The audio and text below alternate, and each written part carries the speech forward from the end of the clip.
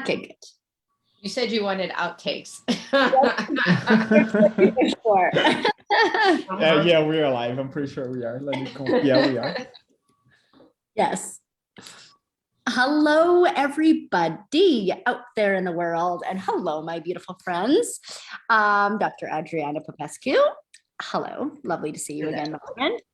And Mr. Vinny is here with us again. Well, Vinny is here with us. He's usually not on camera. So this time he's here and he's actually willing to be seen with us in the world. Because he has he's got some stuff he wants to talk about. So, topic. So why is it so hard to relax? Dr. Adriana Popescu?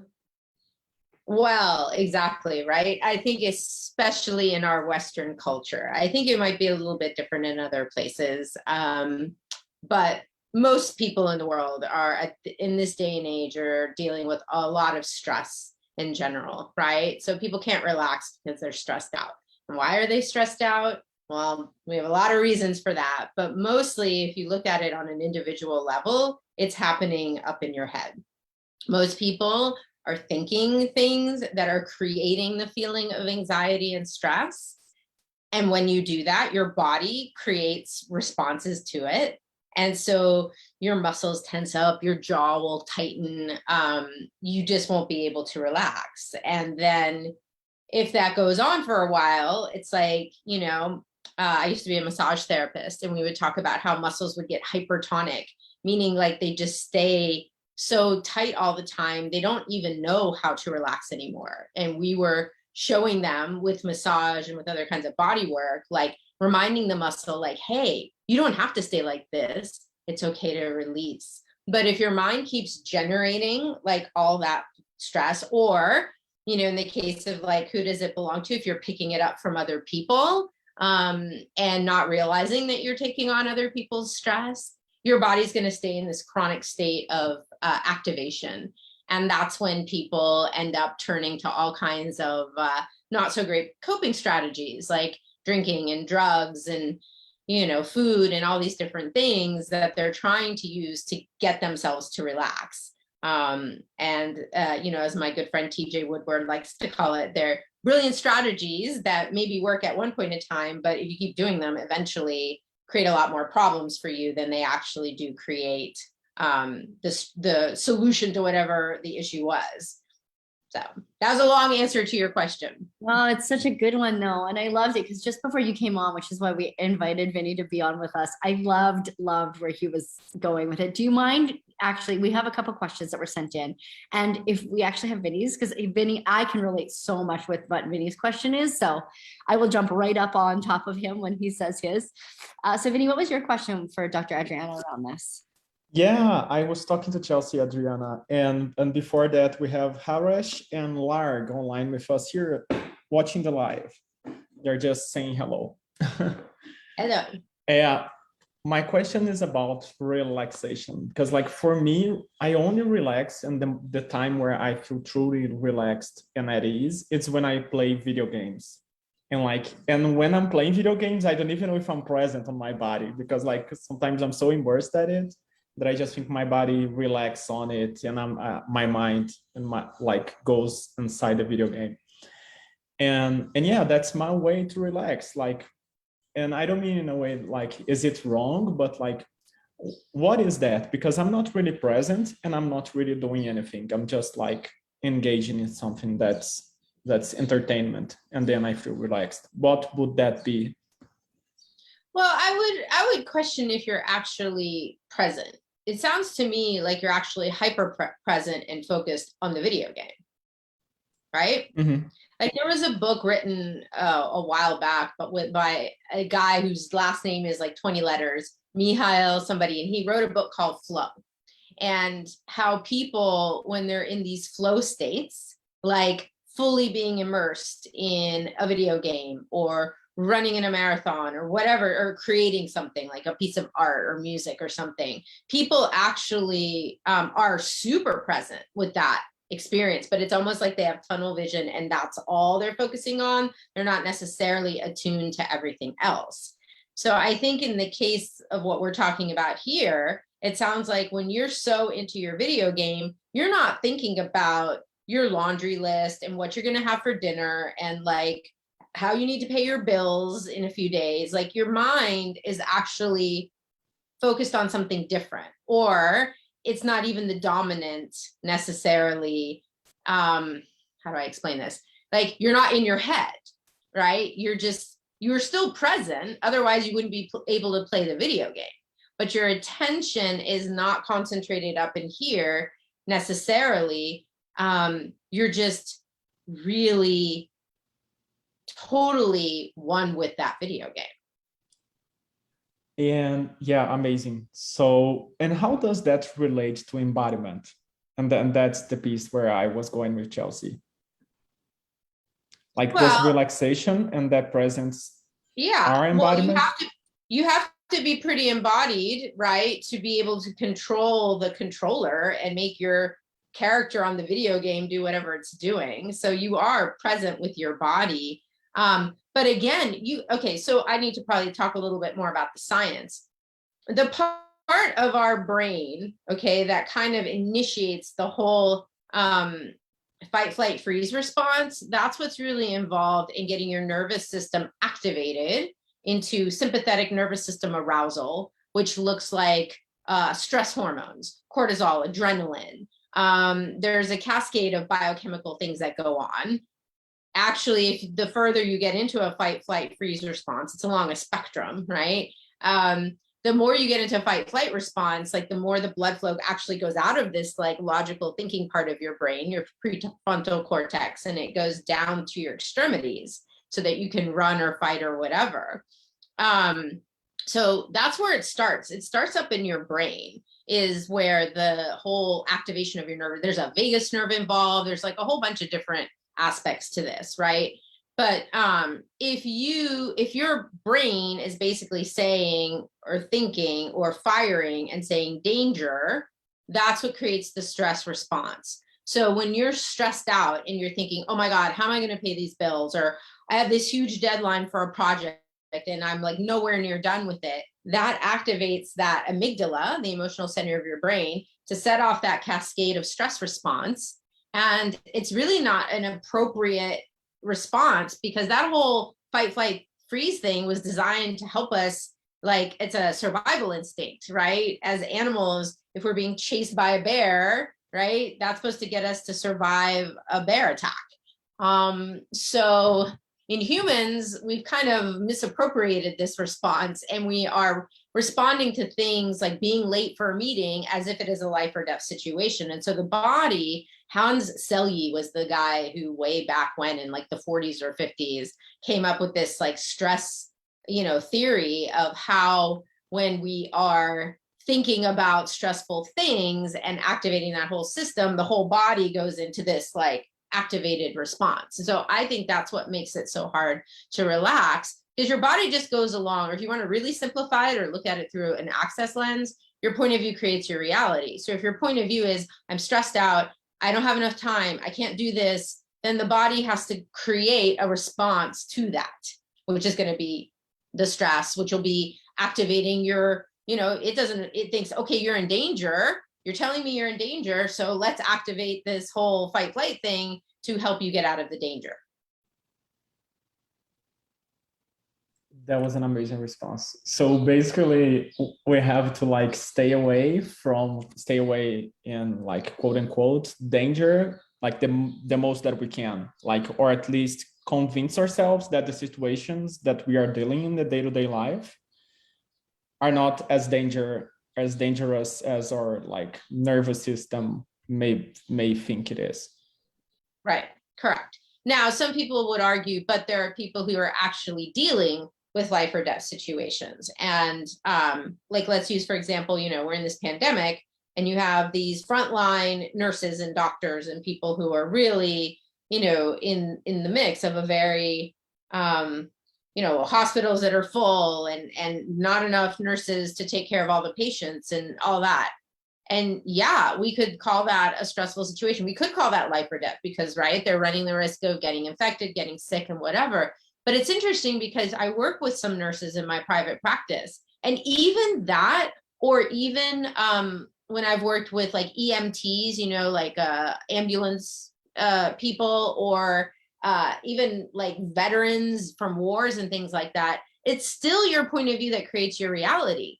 If you see that whole environment, like let's say, for example, you were a nurse working through, an intense shift and you had a lot going on, if you're enjoying it, if you play it like a video game where you're like, okay, now I gotta go here and here and here, and you get in the flow of it, you may not actually experience that level of stress that another nurse who's sitting there going, oh my God, this is really scary. I don't have like what it takes to do this, or I don't have enough a supporter. That person's going to make me sick. If you start catastrophizing in your mind, that nurse is going to experience way more stress and overwhelm than the one who's like, ooh, this is fun. Like, where can I go to next? How can I beat my own time at this? Or, the one who has a different point of view or a different attitude for it. And I know that for a fact because I talk to these people, and I have a client, right now who's a nurse who's working in frontline, work and enjoying herself and being herself, being her true, essential, authentic self, and actually enjoying the experience. She's not, and in the beginning, she was overwhelmed. She had a panic attack, the whole 9 yards. But when she shifted her point of view, the whole experience changed for her. And her body is not having that kind of stress response that maybe others are having based on what she's telling herself. So the example I give that I think is so helpful here is, what's the difference between fear and excitement, right? Physiologically, fear and excitement look the same in your body. You're activating that nervous system response, your vagus nerve is saying, your amygdala, your vagus nerve, they're all saying danger, danger, right? So if you had a bunch of people all in line for the roller coaster, half the people are thinking, oh my God, this is going to be so much fun, and they're experiencing excitement. And half the people are saying, oh my God, we're going to die, this is horrible and scary, and they're going to experience fear.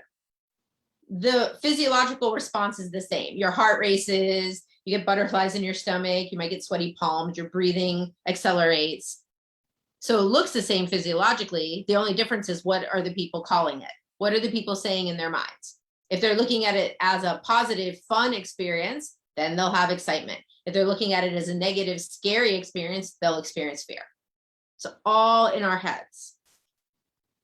So we really have to challenge what we're thinking and like become clear about what we're thinking, and then challenge that thinking and change that point of view. That was amazing. Thank you.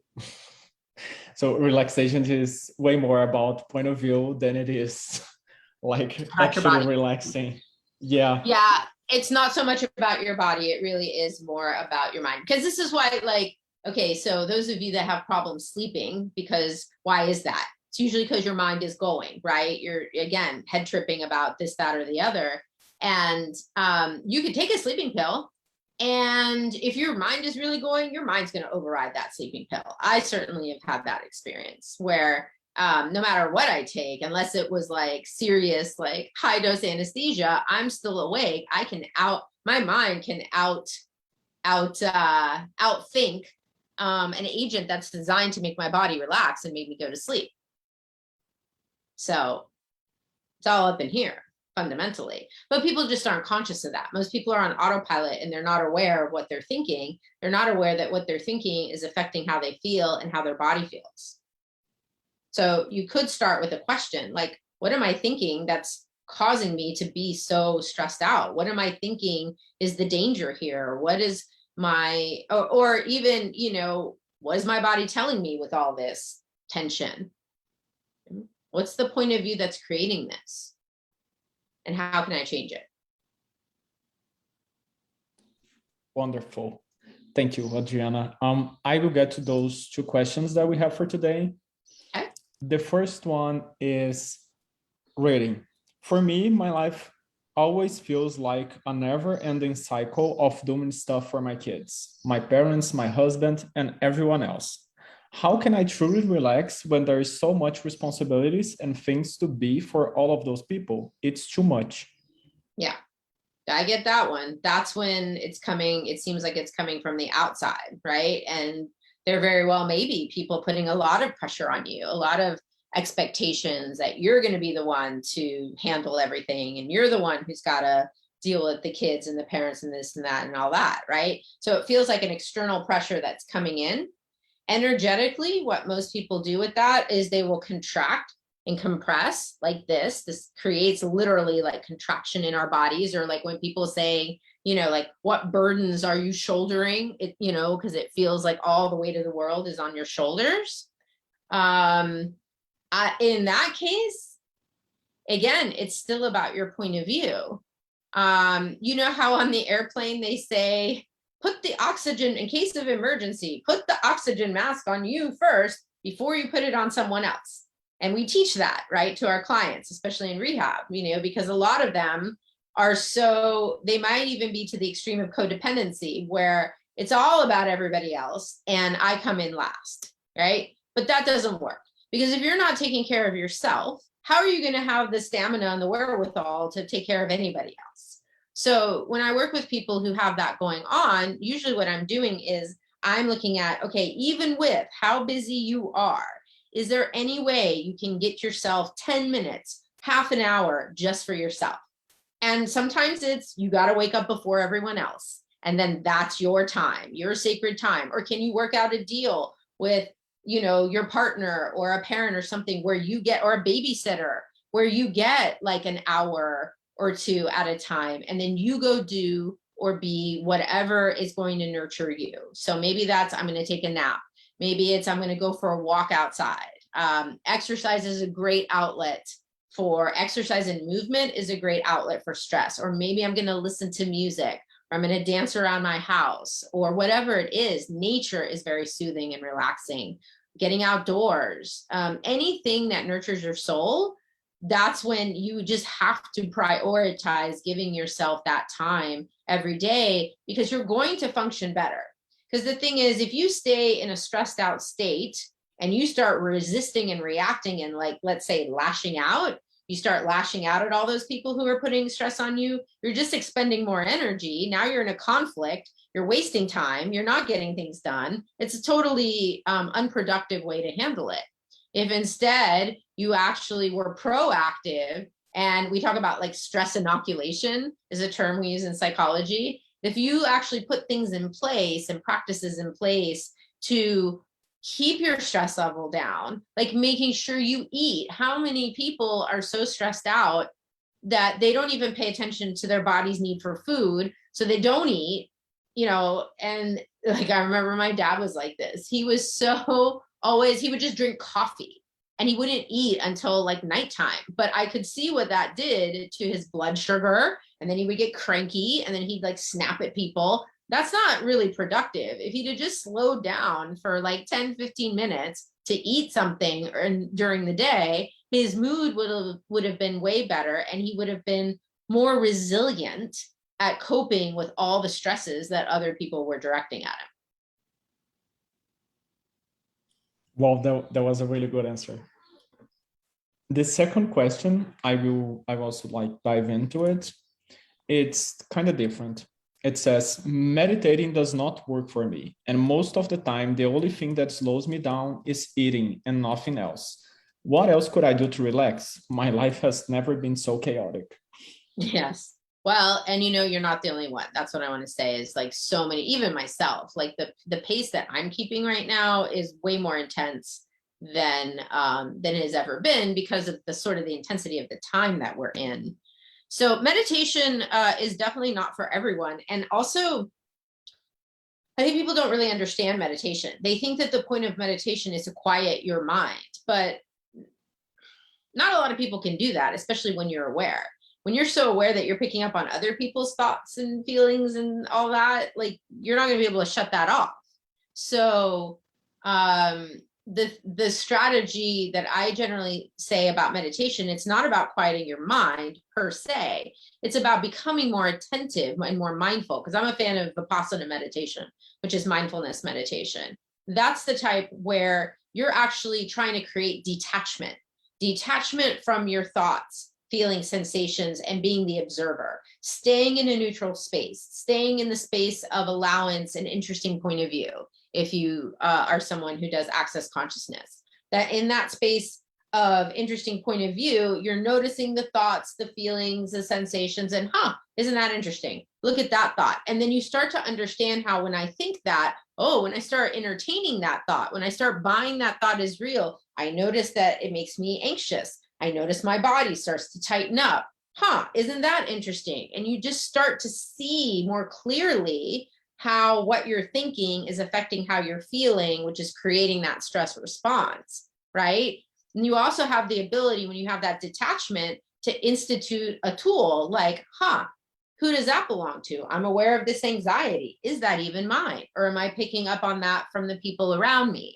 Or when I tune into the news or whatever it may be? Or for me, like the minute I wake up in the morning, I become aware of everybody else's, thoughts and things like that, or getting in my car and all of a sudden, everyone on the freeway is like, and I can sense all of that. But if I buy it as mine, then I've just invented a problem that doesn't actually exist for me. So the thing about meditation that's cool is that it empowers you to cultivate a little bit of distance from your own experience, to recognize that it may not even be your experience. And even if it is, you can change your point of view. So let's say you're having catastrophic thinking, which is a big part of what creates this response. You're having catastrophic thinking like, I know my boss is going to hate this presentation. I know, or I know I'm going to fail this test. I mean, is that really true? Have you failed at every single thing? Like, because people will go to their core false beliefs. They'll go to, I'm a failure, I'm not enough, I can't do this, That's often at the root of what's really going on with these stress-inducing thoughts. But if you actually were to challenge that, is that really true?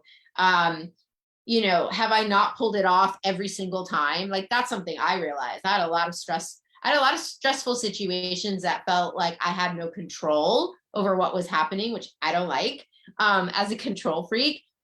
And so I found myself getting a little wound up. But in the end, I navigated around it. And I reminded myself, oh yeah, you always find a way around things. Like, there's no reason for you to catastrophize, because history has shown, and you know yourself well enough, that you will always find a way around an obstacle. Nothing's going to stop me. I know that. But I've done a lot of work on those core false beliefs that would indicate otherwise. So the thing about meditation is, maybe it's not designed to quiet your mind. Maybe it's designed to help you become more aware. And when you become more aware, you empower yourself to change your internal experience. You empower yourself to change your response to those external stressors. And so, you take the power back for yourself. That was amazing, especially the last bit. It really was like, I received that, like myself personally. Because like sometimes being aware is not always like a blessing. Oh, no. So without the tools, it's hard to deal with it.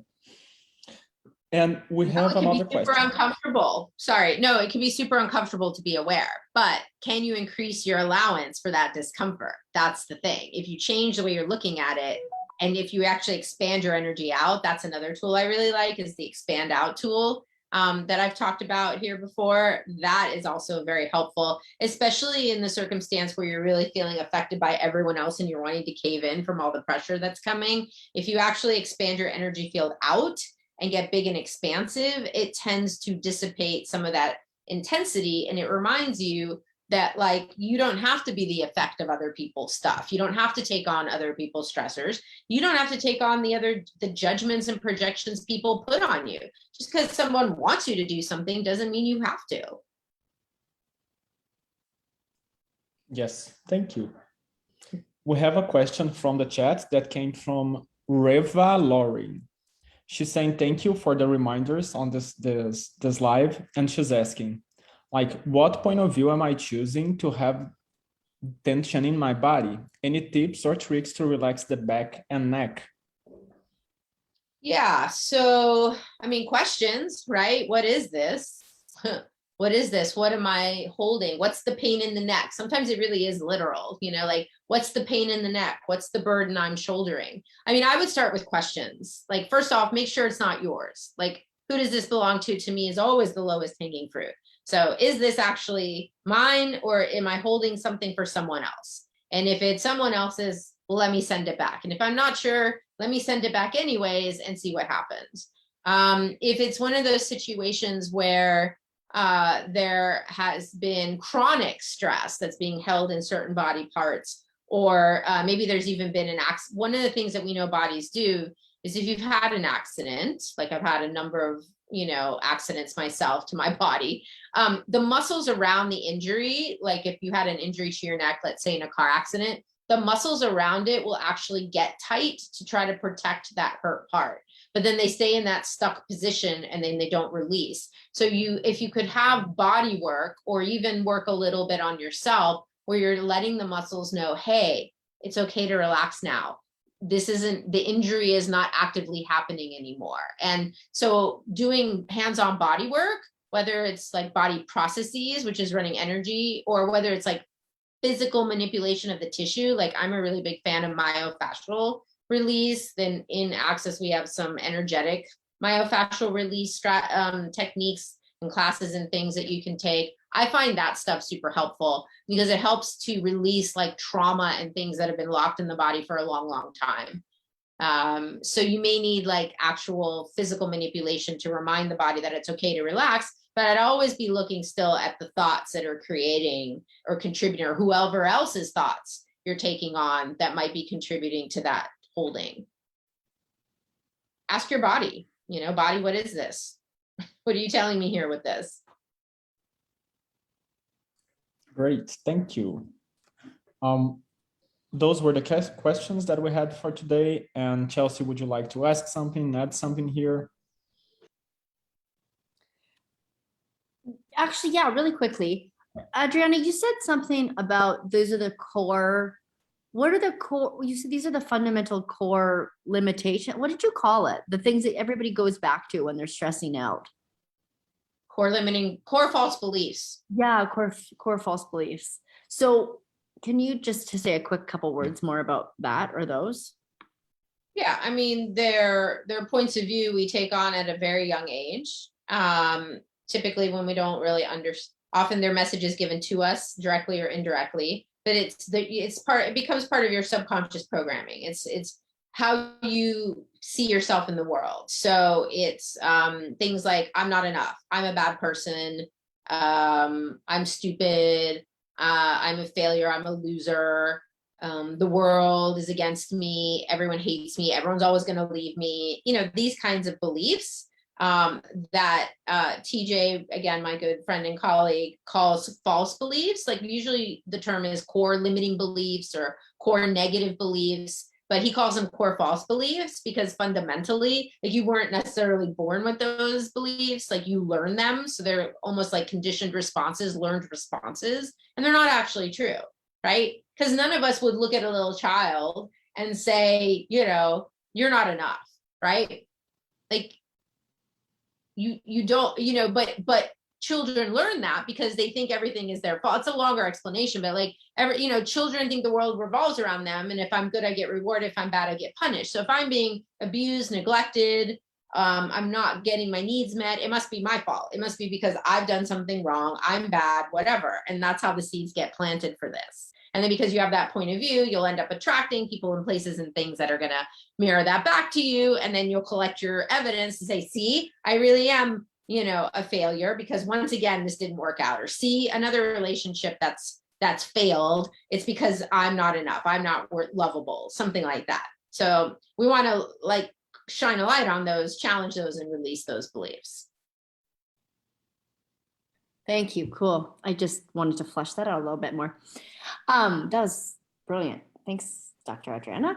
Yeah, I thought that was a really awesome chat. Thank you. That is not where I thought we would go with relaxation. And I think you bring a lot of different awareness to that subject. So I am grateful. And that's it for me, unless there's any other questions in the chat, Vinny. No, for now, no questions. Reva is saying thank you. Everybody, thank you. Yeah, thank you everybody for tuning in and for sticking it out this long. I'm super grateful and happy to be a contribution. I wish that we would teach more of this stuff to kids when they're young and in school and empower them to know that they don't have to buy you know, these points of view and these conditioned ways of thinking, that like we actually could live more peacefully with more ease. It's and the cool thing is, we even as an adult, even the old dogs of us can learn new tricks, and we can change the way we think, change the way we feel, and have a lot more ease, peace, joy, relaxation, and fun in our lives. So thanks everyone. But thanks, Adriana.